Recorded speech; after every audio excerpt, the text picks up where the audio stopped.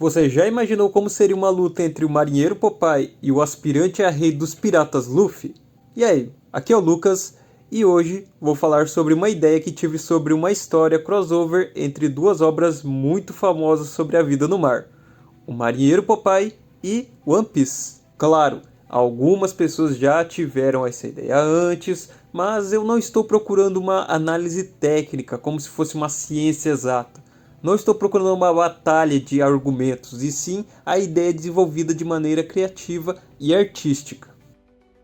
Monkey D. Luffy é o protagonista do famoso anime e mangá One Piece, criado por Eiichiro Oda.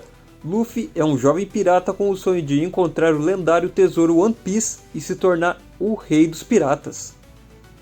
Ele possui as habilidades concebidas pelo fruto Gomu Gomu no Mi, que lhe dá um corpo de borracha, permitindo-lhe esticar, inflar e deformar seu corpo de diversas maneiras, com a desvantagem de não conseguir nadar. Popeye, o marinheiro, é o protagonista de desenho animado que surgiu nos quadrinhos da década de 1930, criado por Elzie Chrysler Segar.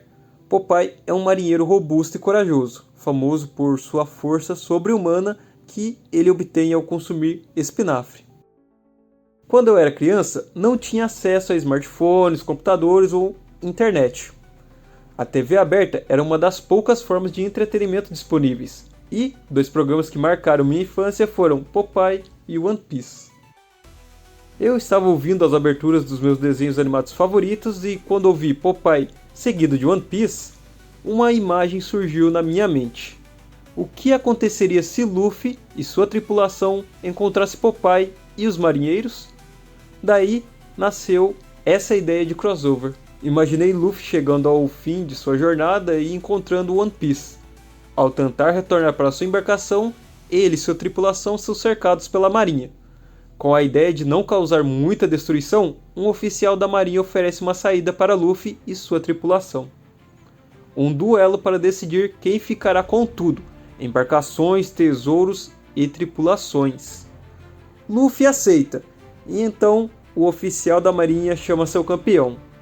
Apreensivo, Luffy olha acima dos ombros dos demais marinheiros na expectativa de um sujeito gigante ou algo desse tipo. Então os marinheiros abrem caminho e um sujeito de estatura abaixo da média se apresenta.